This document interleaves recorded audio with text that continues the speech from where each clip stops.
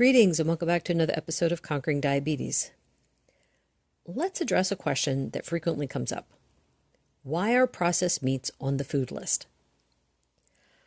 I created the list with the people in mind that are just coming off the standard American diet. I set the bar as low as possible so people could see that they could still achieve good numbers without giving up some foods that they enjoy, like hot dogs. For some people, it's incredibly overwhelming in the beginning. I want to make it as simple and easy as possible. If I had told my mom in the beginning that sausage, bacon, lunch meat, hot dogs, etc. were out because of the processing, she might not have wanted to stick with it. These are foods she'd been eating for over 60 years. It was hard enough to get her away from fruit and other foods that caused high blood sugar. Processed meats did not spike her, so we kept them. Another reason I have them on there is because they're often cheaper than fresh meat and are quick and easy to eat. I don't want people to think that the only way to get their blood sugar under control is by having all organic, super high-priced meat.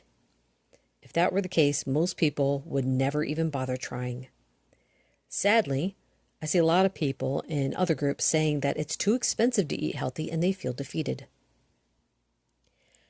You could get your blood sugar under control by eating fast food cheeseburgers without a bun, hot dogs, bologna, lunch meat, etc. every day. I am not saying people should be doing that, but everyone has to start somewhere. What I found is that when someone begins a journey for their health, they generally will do more research as they go, and they will begin dropping foods as they learn more and notice how foods affect them. For myself, I generally don't eat processed meats because my stomach can't tolerate them very well. There are a couple brands of sausage that I get from Whole Foods. Those are fine, but the rest of them I just can't. There are certain things that I also can't tolerate that are natural. Something like cucumbers and other vegetables because of the horrific indigestion that I get, but I don't use myself as the standard. My mom, on the other hand, really doesn't have much of a problem with processed meats.